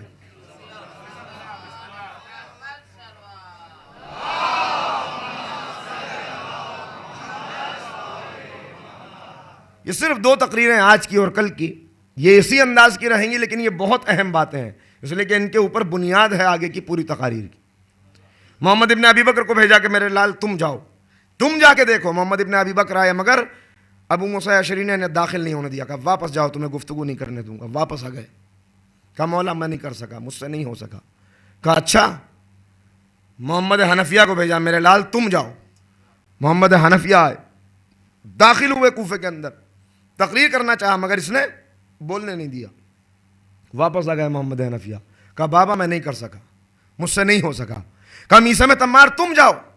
میثم گئے، نہیں کر پائے، واپس آ گئے۔ جب اتنی ناکامیاں ہو گئیں تو ایک مرتبہ عبداللہ ابن عباس نے کہا کہ مولا ہم بیکار کوشش کر رہے ہیں، کوفے سے ایک سپاہی بھی آنے والا نہیں ہے۔ امام نے ہاتھ رکھا ہو، کہا کہ ابن عباس صبر کرو، ذرا صبر کرو، اور اس کے بعد کہا اب میں کوفہ اسے بھیجوں گا کہ جس کے پہلو میں میرا دل ہے۔ اور اس کے بعد قریب بلایا، میرے لال حسن اب تم جاؤ کوفہ۔ امام حسن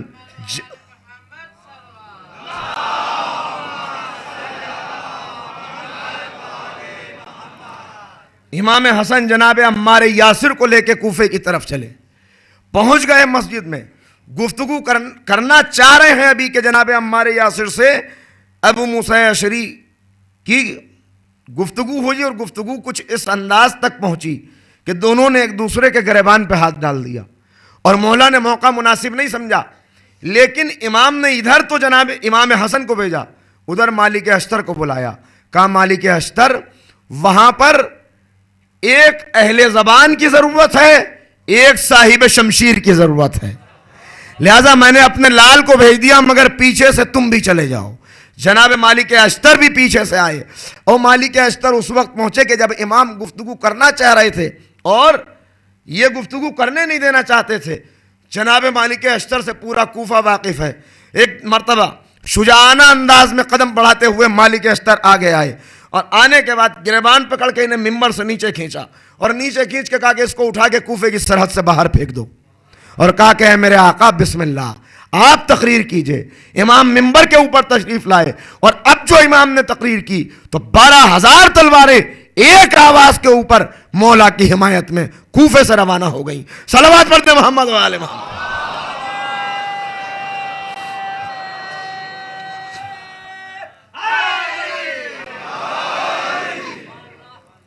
مگر مجھے ایک بات بتائیں آپ، اور اس بات کو آپ ذہن میں رکھیں کہ جس انسان کے تقدس کا پردہ چاک کر دیا گیا ہو، کیا وہ اپنے دل سے یہ پھانس نکال پائے گا کبھی بھی؟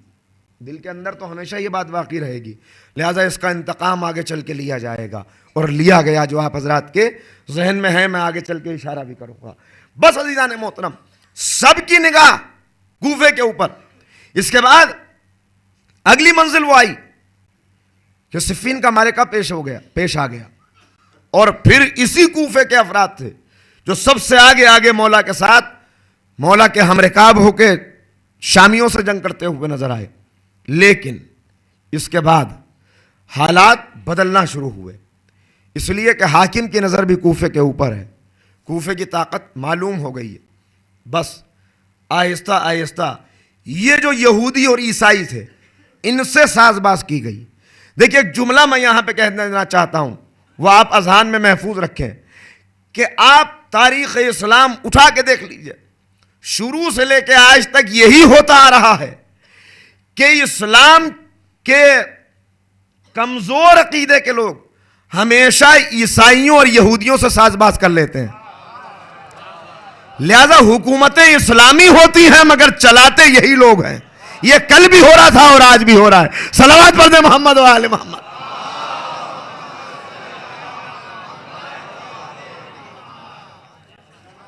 ان تک پیغام پہنچایا گیا کہ تم ہمارا ساتھ دو، اور ساتھ دینے کا طریقہ کیا ہے؟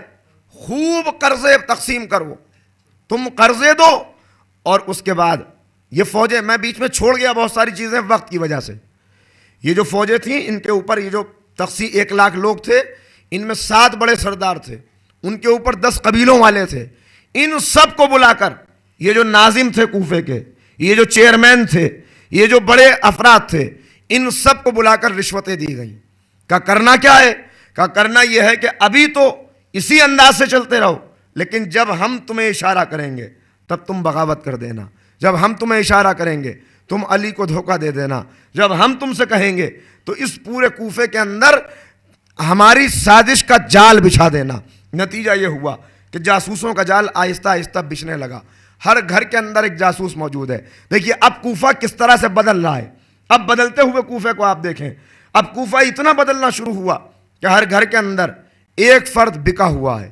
ہر محلے کے اندر ایک آدمی نے ساز باز کی ہوئی ہے.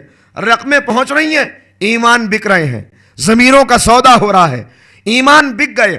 اور ایک مرتبہ اگر کسی کے شکم کے اندر لقمہ حرام پہنچ جائے تو پھر اس کے اوپر معصوم کی گفتگو کا کوئی اثر نہیں ہوتا. آپ غور فرما رہے ہیں؟ روح جہاد سرد ہو جاتی ہے جب شکم حرام غذا سے بھر جاتا ہے. جب لقمہ حرام آنا شروع ہوا تو اب کوفے والوں کی روح جہاد سرد پڑنے لگی. اب یہ ہیلے بنانے لگے، یہ میدان جنگ سے جی چرانے لگے. اچھا کتنا آسان ہے بھڑکانا کسی کو. کوئی ایسا گھر کہ جس میں بوڑھے باپ کا جوان بیٹا میدان جنگ میں مارا گیا ہو، اگر اسے یہ بات سمجھائی جائے کہ تمہارا جوان بیٹا مارا گیا، تمہیں کیا ملا، تمہیں حاصل کیا ہوا، تو اس کے آسانی سے یہ بات سمجھ میں آئے گی. نتیجہ کیا ہوا کہ جب مولا جنگ کر رہے ہیں اور چند ہی لمحوں کے فاصلے پر شکست اور فتح کا فیصلہ ہونے والا ہے، تو اس وقت نیزوں کے اوپر قرآن بلند کر دیے گئے اور کہا کہ ہم قرآن سے فیصلہ کرنا چاہتے ہیں. امام وقت اپنی فوجوں کو آواز دے کے کہہ رہا ہے دھوکے میں نہ ہو، دھوکے میں نہ ہو، یہ قرآن نہیں ہے، یہ اینٹوں کے اوپر جزدان چڑھے ہوئے ہیں. دیکھو بہت جلد بہت بڑے فتنے کا خاتمہ ہونے والا ہے. آگے بڑھو میرے سپاہیوں. مگر وہ تو بک چکے تھے پہلے ہی. دو لوگ تھے کہ جنہوں نے اپنا ایمان بیچ دیا تھا. ان میں سے ایک کے ساتھ 12,000 سپاہی تھے. نام میں آگے چل کے کسی منزل پہ آپ کو بتاؤں گا. وہ اپنے 12,000 سپاہیوں کو لے کے الگ ہو گیا. کہا یا علی سامنے قرآن ہے، قرآن کے آگے فیصلہ کیوں نہیں کرتے؟ یہ عجیب لوگ ہیں، عجیب لوگ ہیں. قرآن ناطق سامنے کھڑا ہوا ہے مگر قرآن ناطق کی بات نہیں سن رہے، قرآن صامت کے اوپر بھروسہ کر رہے ہیں. دشمن کا فریب ہے جس فریب کو کھا رہے ہیں. مولا کہہ رہے ہیں کہ دیکھو فیصلہ ہونے والا ہے، فتنہ یہاں پہ ختم ہو جائے گا، اسلام پاک ہو جائے گا، مگر اب کوئی سننے کے لیے تیار نہیں ہے. اس لیے کہ دل ان کے، تلواریں ان کے ساتھ ہو چکی ہیں، پہلے ہی سودا ہو چکا ہے. نتیجہ یہ ہوا کہ مجبور کیا گیا کہ آپ سلو کیجئے اور حکم جو فیصلہ کرے اسے مانیے. مجبور ہو کر مولا نے جب دیکھ لیا کہ اب کوئی صورت نہیں ہے تو حکم کا فیصلہ ماننے پر مجبور ہوئے. اس کے بعد اب پھر سازش کی گئی اور بہت اصرار کیا کرنے والے نے کہ حکم اسی کو بنایا جائے کہ جسے جناب مالک اشتر نے سرحد کوفہ سے باہر پھینک دیا تھا، اسے حکم بنایا گیا. نتیجہ کیا ہوا کہ وہی ہوا جس کا مولا کو اندیشہ تھا. اب ہر گھر کے اندر یہ بات کہی جا رہی ہے دیکھو علی نے تو صلح کر لی. اب پھر آتے ہیں یہ لوگ، جب 1 سال کے لیے معاہدہ امن ہو گیا کہ 1 سال کوئی کسی سے جنگ نہیں کرے گا، تو اب آ کے کہہ رہے ہیں یا علی جنگ کیجئے.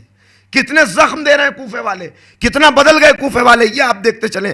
لیکن سب نہیں بدلے، اتنا بے وفا نہیں تھا کوفہ. آگے چل کے دلائل میں آپ کی خدمت میں عرض کروں گا. مولا کہہ رہے ہیں کہ دیکھو یہ اسے حکم نہ بناؤ، اور اس وقت بات نہیں مانی جا رہی. اور جب معاہدہ کر لیا تو کہا کہ چلیے اور جنگ کیجئے. تو مولا کہہ رہے ہیں کہ جب میں معاہدہ کر چکا تو اب جنگ کیسے کروں؟ تو بس اس کے بعد یہی اسی کوفے سے خوارج پیدا ہوئے کہ جنہوں نے یہ جملہ کہا، جو کل تک مولا کے ہم رکاب ہو کر جنگ کر رہے تھے، آج وہ یہ کہنے لگے کہ معاذ اللہ علی دین سے خارج ہو گئے، علی دین سے خارج ہو گئے، علی سے جہاد واجب ہو گیا. اور جنگ نہروان میں پھر ایک فوج تیار ہو گئی، اس لیے کہ اب گھروں کے اندر جاسوس پیدا ہو گئے. اور اس کے بعد آہستہ آہستہ اتنا حساس ہو گیا کوفہ کہ ہر گھر کے اندر ایک جاسوس موجود ہے. ہر گھر کے اندر شوہر کو یہ معلوم نہیں کہ میری زوجہ کس عقیدے کے اوپر ہے، بھائی کو یہ پتہ نہیں کہ میرے بھائی کا عقیدہ کیا ہے. بس میں یہاں روک رہا ہوں آج گفتگو کو اس لیے کہ اب وقت اس سے زیادہ دامن وقت میں گنجائش نہیں، لیکن کل یہیں سے گفتگو آگے بڑھے گی. کسی کو معلوم نہیں کہ کس کا عقیدہ کیا ہے، ایسی جاسوسی. اب نتیجہ اس کا کیا ہوا؟ نتیجہ اس کا یہ ہوا کہ شوہر کو زوجہ کے اوپر بھروسہ نہیں، بھائی کو بھائی کے اوپر بھروسہ نہیں. لوگ ایک دوسرے سے اپنے آپ کو محفوظ محسوس نہیں کر رہے. ایسا نہ ہو ہم اپنا عقیدہ ظاہر کر دیں اور اس کے بعد ہم پہ چوٹ ہو جائے, ہمیں قتل کر دیا جائے, ہمیں مار دیا جائے. اب یہ صرف رشوت چلی تھی, لیکن رشوت کے بعد جب تلوار چلی تب کس طرح سے لوگ بدلے, یہ کل آپ سنیے گا. عزیزو, جب اتنے حالات حساس ہو جائیں, آپ کہیں گے کہ ثبوت بہت ہے تاریخ کے اندر. تووا جناب مسلم کو اپنے گھر میں پناہ دے رہی ہے, اور بیٹا وہ جا کر مخبری کر رہا ہے ابن زیاد سے کہ میرے گھر میں چھپے ہوئے ہیں. زوجہ حارث فرزندان مسلم کو اپنے گھر میں پناہ دے رہی ہے, اور حارث وہ بچوں کو کھینچتا ہوا لے جاتا ہے اور دریا کے کنارے لے جا کے قتل کر دیتا ہے. آپ دیکھیے ایک ہی گھر کے اندر کیسے مختلف العقیدہ لوگ ہیں, کیسے مسلک بدل گئے, کیسے وفاداریاں تبدیل ہو گئی ایک ہی رات کے اندر. یہ ایک رات کا واقعہ نہیں, آپ کو محسوس ایسا ہوتا ہے کہ ایک ہی رات میں کوفہ بدل گیا. جناب مسلم کے ہاتھ پہ بیعت کرنے والا کوفہ اچانک تبدیل کیسے ہو گیا؟ یہ اچانک تبدیل نہیں ہوا, یہ بہت پہلے سے واقعات چل رہے تھے. یہ اب کھل کے باتیں سامنے آئی ہیں. اتنا بدل گیا کوفہ کہ جناب حبیب ابن مظاہر اگر امام کا خط آتا ہے تو امام کے خط آنے پہ یہ رد عمل ظاہر کر رہے ہیں کہ دو شہزادوں کی جنگ ہے, میں جا کے کیا کروں گا. ایک مرتبہ زوجہ کھڑی ہوئی, کہا حبیب میری چوڑیاں تم پہن لو, میری ردا تم لے لو, اور اپنی تلوار مجھے دے دو. تو اب حبیب کھڑے ہوتے ہیں کہ اے زن مومنہ پریشان نہ ہو, میں تو تیرا امتحان لے رہا تھا. یعنی حبیب جیسے مرد بزرگ کو بھی اپنی زوجہ کے اوپر بھروسہ نہیں ہے. اتنا بدل گیا کوفہ. آقا کو غلام کی خبر نہیں, غلام کو آقا کی خبر نہیں. شوہر اور زوجہ کا رشتہ کیسا ہوتا ہے کہ جہاں کوئی رازداری نہیں ہوتی درمیان میں, انہیں بھی ایک دوسرے کے اوپر بھروسہ نہیں ہے. یہ تو چند واقعات ہیں, بہت سے ایسی باتیں ہیں اور ایسے حوالے ہیں جو میں آپ کی خدمت میں پیش کر سکتا ہوں. اتنا بدل گیا کوفہ. کیسے بدلا؟ اسی کوفے کے اندر, اب اسی کوفے کے اندر جناب مسلم شہید ہو گئے. اب اسی کوفے کے اندر جناب ہانی شہید ہو گئے. دوستو, میں آپ کی خدمت میں ایک جملہ اور عرض کر دینا چاہتا ہوں. اگر مجھے موقع مل گیا اور جو باتیں میں آپ تک منتقل کرنا چاہ رہا ہوں وہ کرنے میں کامیاب ہو گیا, تو بہت سے ایسے شہداء ہیں کہ جنہیں میں خراج عقیدت پیش کرنا چاہتا ہوں اپنی طرف سے بھی اور آپ کی طرف سے بھی. اس لیے کہ وہ ایسے شہداء ہیں کہ ہم آج تک ان کے نام سے بھی واقف نہیں ہو سکے. انہوں نے قربانیاں دیں. کوفے کے اندر کتنے لوگ شہید ہوئے؟ بس ایک یا دو نام ہیں جو ہمیں یاد رہیں. باقی شہداء انہوں نے اتنی قربانیاں دی, وہ کہاں گئے؟ جو واقعات کے تبدیل ہونے کے اوپر کوفے کی خاک میں حسینی قربانی کا سرخ لباس پہن کے سو گئے, آج ان کے نام سے بھی بہت سے افراد واقف نہیں ہیں. یہ تاریخ کا کتنا بڑا ستم ہے.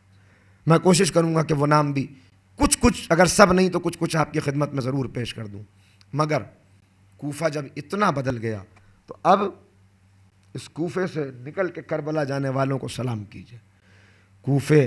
وہ کوفہ جس نے خط لکھ کے بلایا ہے, وہ کوفہ جس نے مسلم کا استقبال کیا ہے, وہ کوفہ جس نے مسلم کے ہاتھ پہ بیعت کی ہے, پھر وہ بیعت کرنے والے کہاں چلے گئے؟ اتنے افراد تھے, 18,000 تو کم سے کم تعداد ہے. تو 18,000 میں سے کیا سب باغی ہو گئے؟ کیا سب نے بیعت توڑ دی؟ نہیں, ایسا نہیں ہے. وہ کہاں گئے یہ آپ کل سنیے گا. شیعیان علی تھے کوفہ میں. آج لوگ کہہ دیتے ہیں کہ تم نے خود ہی خط لکھ کے بلایا, خود ہی قتل کر دیا اور اب خود ہی ماتم کرتے ہو. یہ تاریخ کا افسانہ نہیں ہے. یہ اشارے تو کیے جاتے ہیں, ہاں خط لکھ کے بلایا گیا تھا, لیکن قتل کس نے کیا؟ خط لکھنے والے کہاں چلے گئے؟ یہ تاریخ کے پردوں کے اندر بات پڑی رہ گئی, یہ بات سامنے نہ آ سکی. میں کل آپ کی خدمت میں عرض کروں گا.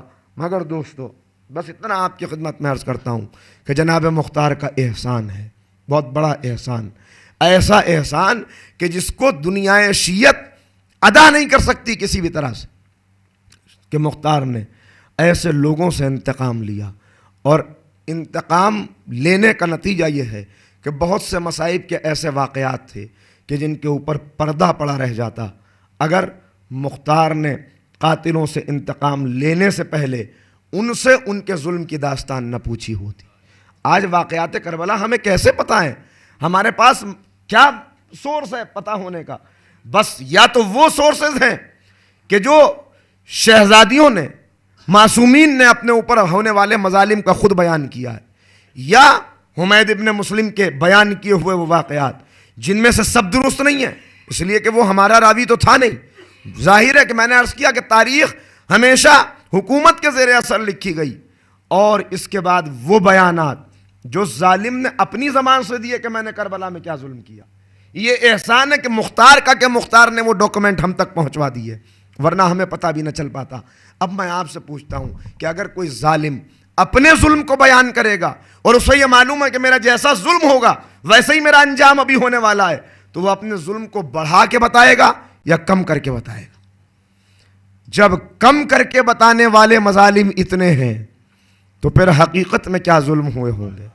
کون ہے جو وہ تصور پیدا کر سکتا ہے؟ عزیزو، یہ ایام زینبیہ چل رہے ہیں۔ ایام زینبیہ تو برابر تھے جو چلتے رہے، لیکن یہ ایام بھی چونکہ آخری رخصتی مجالس ہیں، یہ آخر کی مجالس ہیں، بالکل ہم اس میں جناب زینب ہی کو خراج عقیدت پیش کرتے ہیں۔ کیسے مصائب میری شہزادی نے اٹھائے، بس چند فقرے سن لیجئے، وقت بہت زیادہ نہیں، صرف 3 یا 4 منٹ مجھے مصائب پڑھنا ہے، مگر مصائب کا تعلق دل سے ہے، مصائب کا تعلق تصور سے ہے۔ اگر تصور پیدا ہو جائے تو کبھی کبھی 2 جملے بھی گریہ کرنے کے لیے کافی ہو جاتے ہیں۔ میں آپ کے تصور کو دعوت دے رہا ہوں کہ ذرا سا تصور کر کے سنیں کہ کیا مظالم کربلا میں ہوئے۔ خولی کو گرفتار کر کے جب جناب مختار کی خدمت میں لایا گیا اور مختار کہتے ہیں خولی تو نے کیا ظلم کربلا میں کیے، تو ایک مرتبہ کہتا ہے امیر مجھے قتل کر دے، مجھے مار دے، مگر مجھ سے میرے مظالم کی داستان نہ پوچھ۔ کہا کہ کیوں؟ اس وقت تو نے مظالم کیے، آج بتاتے ہوئے شرم محسوس ہو رہی ہے۔ کہا کہ نہیں، تو حسین کا چاہنے والا ہے، تو برداشت نہ کر سکے، تو سن نہ سکے گا۔ ایک مرتبہ حکم دیا اس کے اوپر تازیانے برساؤ تاکہ یہ ان مظالم کا بیان کرے۔ تازیانے پڑے تو مجبور ہو کے کہتا ہے حاکم، اے امیر میں نے اتنے ظلم کیے ہیں کہ میں اپنے ظلم کہاں تک بیان کروں، مگر جو میرے بڑے بڑے ظلم ہیں ان کے واقعات سن لے۔ کہا کہ بیان کر۔ عزیزو، بس کلیجے پہ ہاتھ رکھ کے چند فقرے سن لینا، ظالم کی زبان سے بیان کی ہوئی داستان ہے۔ کہتا ہے میرا پہلا ظلم تو یہ ہے کہ جب کربلا میں حسین 3 شب و روز کے پیاسے شہید ہو گئے تو میں ہی وہ انسان تھا کہ جس نے شہید کے کٹے ہوئے سر کو نوک نیزہ پہ بلند کیا۔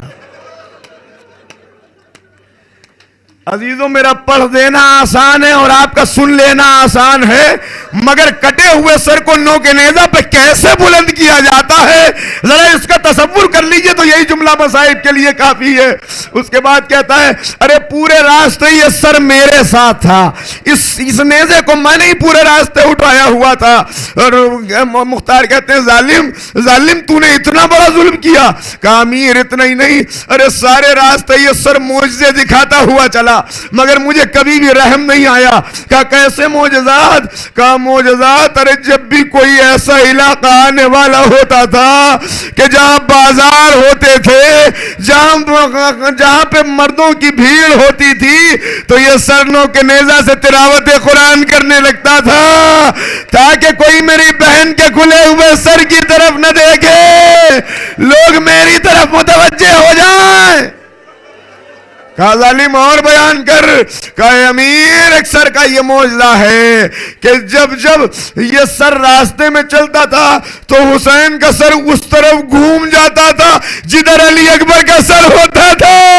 ارے باپ کی نگاہیں بیٹے کے چہرے کے اوپر رہتی تھی اور میں مسکرا کے کہتا تھا حسین دیکھ لیا انکار کا نتیجہ۔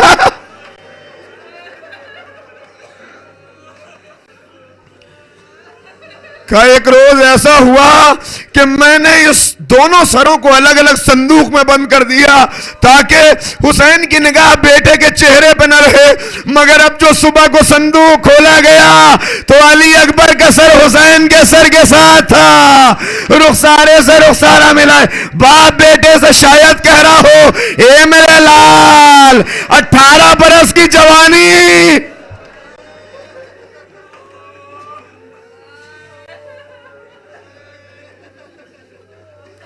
عزادارو انتظامیہ سے معذرت، میں 2-3 منٹ زیادہ لے گیا، مگر مجھے حکم ہے کہ مسائی میں زیادہ پڑھوں، اس لیے چند فقرے اور سن لیجئے۔ کہا کہ اور تو نے کیا ظلم کیا؟ کہا اب مجھ سے نہ پوچھ، میں بیان نہ کر سکوں گا۔ کہا بیان کر۔ کہا اے امیر سن، جب شہادت حسین کے بعد خیموں میں آگ لگی اور فوجیں اسباب لوٹنے کے لیے چلی تو میں فوجوں میں ذرا پیچھے رہ گیا اور میں اس وقت پہنچا کہ جب زیادہ تر اسباب لٹ چکا تھا، سیدانیوں کی چادریں چھن چکی تھی۔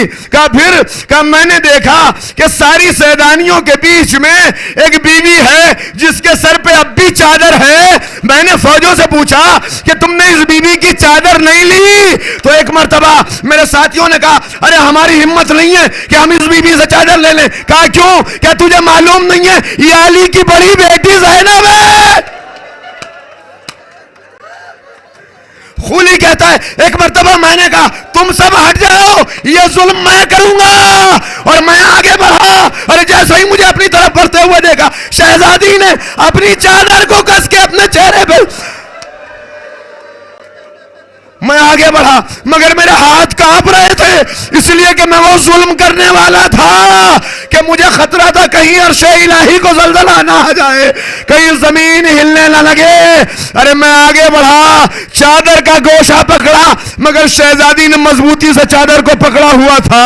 ارے مجھے محسوس ہوا کہ اس چادر کو میں چھین نہیں پاؤں گا۔ عزیزو یہ جملہ سن لو اور اس کے بعد دامن پھیلا کے دعائیں مانگ لینا۔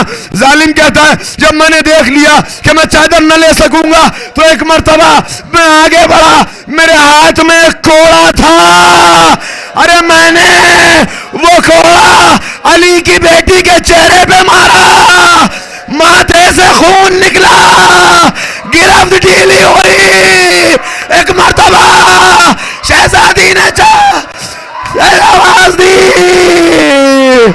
شہزادی زمین کے اوپر گری، اے عباس میری چادر لٹ گئی۔ اس کے بعد میں نے بیمار کا مستر چھینا، علی کی بیٹی کو غشا گئے۔ واہ غربت